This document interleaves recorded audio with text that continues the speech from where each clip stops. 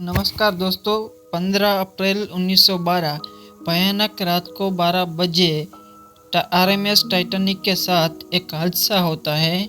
उस हादसे में आरएमएस टाइटैनिक की एक बड़े आइसबर्ग से टक्कर हो जाती है, जिसमें टाइटैनिक अटलांटिक समुद्र में डूब जाता है, जिसमें 1500 से अधिक यात्रियों और चालक दल के सदस्यों की जान चली जाती है। लेकिन हैरानी की बात यह है कि जिन 1500 लोगों की मौत हुई, उनमें से किसी की भी लाश या अवशेष नहीं मिले थे। तो सवाल ये उठता है कि वो लाशें कहाँ गई। आइए जानते हैं इस वीडियो में। दोस्तों, टाइटैनिक शिप अपने समय का सबसे बड़ा जहाज था। इस शिप को इस तरह से डिज़ाइन किया गया था कि इसमें 2224 लोग यात्रा कर सकते थे। इस शिप को बनाने में 3 साल का समय लगा था। उस वक्त इस शिप को बनाने में लगभग 48 करोड़ का खर्चा हुआ था, जो उस समय में बहुत ज़्यादा था। दोस्तों, ये जहाज़ 10 मंजिल के बराबर था। टाइटैनिक जहाज़ अटलांटिक में बसे एक छोटे से शहर के बराबर लगता था। यह दुनिया का सबसे तेज़ चलने वाला जहाज़ था। टाइटैनिक में जो सीटी लगी थी, उसे 15 किलोमीटर दूर तक सुना जा सकता था।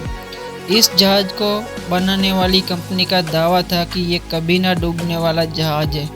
लेकिन किसको पता था दुनिया का सबसे बड़ा और तेज़ चलने वाला जहाज़ समुद्र में डूब सकता है।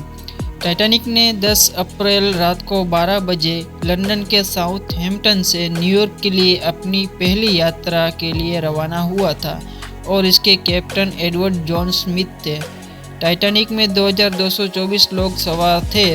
टाइटैनिक में first class, second class, third class के रूम मौजूद थे। फर्स्ट क्लास का टिकट 2,70,000 का था, सेकंड क्लास का टिकट 1 लाख का था और थर्ड क्लास का टिकट 20,000 का था। इसके अलावा यात्रियों की हर सुविधा का बहुत अच्छे से ख्याल रखा गया था।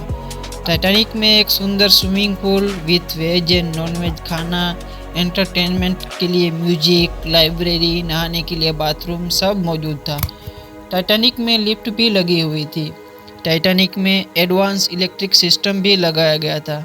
इस जहाज़ में कई अमीर लोग मौजूद थे और उस समय का सबसे अमीर व्यक्ति जैकब एस्टर भी इस शिप में मौजूद था। टाइटैनिक में कई लोग तो ऐसे थे जो सिर्फ अपने शौक के लिए इस सफ़र में जा रहे थे, लेकिन शायद उनको ये नहीं मालूम था कि जिस जहाज़ में वे सवार हुए हैं, वो कभी अपनी मंजिल तक पहुंच ही नहीं सकेगा। अब टाइटैनिक साउथहैम्पटन से काफ़ी आगे निकल गया था और मौसम भी सही था और ठंडी हवा चल रही थी। तब टाइटैनिक के कैप्टन ने जहाज़ की स्पीड को बढ़ाने का ऑर्डर दे दिया, ताकि समय से पहले न्यूयॉर्क पहुंचकर यात्रियों और मीडिया को हैरान कर दे।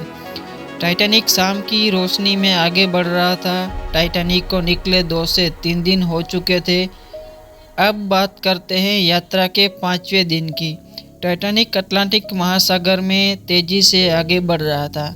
उस दिन रविवार था और 14 अप्रैल की रात थी और आसमान में चांद भी मौजूद नहीं था। चांद ना मौजूद होने के कारण आसमान में अंधेरा छाया हुआ था। अंधेरे के कारण शिप के कैप्टन को सामने का कुछ भी सही से दिखाई नहीं दे रहा था। मैं आपको बता दूं कि शिप के कैप्टन को पहले ही यह सूचना मिल गई थी कि रास्ते में कई बड़े बर्फ़ के टुकड़े मौजूद हैं, लेकिन कैप्टन को यह नहीं मालूम था कि टाइटैनिक किसी आइसबर्ग से टकरा जाएगा। उस रात को ऐसा हुआ कि कैप्टन को अंधेरे के कारण सामने का आइसबर्ग दिखाई ही नहीं दिया। उस रात को 11:40 पर कैप्टन को एक संदेश मिला, जिसमें उनको ये बताया गया कि रास्ते में एक बड़ा आइसबर्ग है, जिससे उनको बच के रहना है। जब उन्हें ये पता चला, तब तक वो बहुत लेट हो चुके थे। टाइटैनिक को आइसबर्ग से टकराने में सिर्फ 35 सेकेंड ही बचे थे।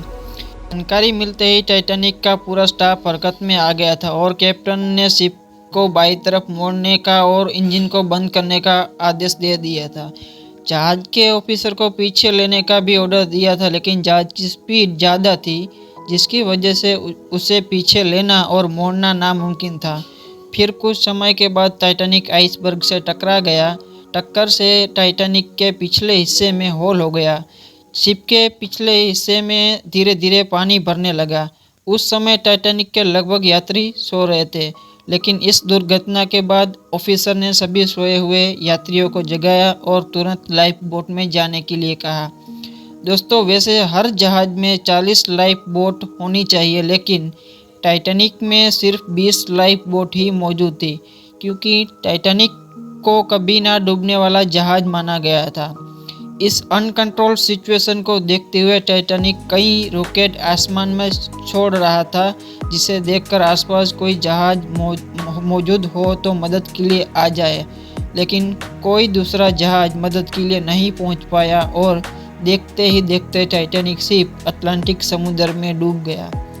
टाइटैनिक जहाज डूबने के बाद अटलांटिक समुद्र में 12,500 फुट नीचे जा पहुंचा था, लेकिन वैज्ञानिकों को ये सवाल खाया जा रहा था कि लगभग 1500 लोगों की मौत हुई, लेकिन किसी की भी लाश क्यों नहीं मिली। भले ही कितना भी समय बीत जाए, लेकिन कुछ तो मिलना चाहिए। लेकिन यहाँ जैसे लाशें हवा में उड़ गई हो। जैसा कि हम सब जानते हैं कि मरने के बाद लाश पानी में नहीं रहती, वह ऊपर आ जाती है, तैरने लगती है। लेकिन हैरान कर देने वाली बात यह है कि 1500 लाशों में से एक भी लाश तैरती हुई नहीं दिखाई दी। वैज्ञानिकों को मानना है कि जहाज 12,500 फुट नीचे डूबा था, जिसकी वजह से लाशें ऊपर ना आ सकी हो और समुद्री जीव और बैक्टीरिया खा गए हो। तो दोस्तों, आपको वीडियो कैसी लगी, पसंद आई हो तो लाइक और शेयर करना ना भूलें।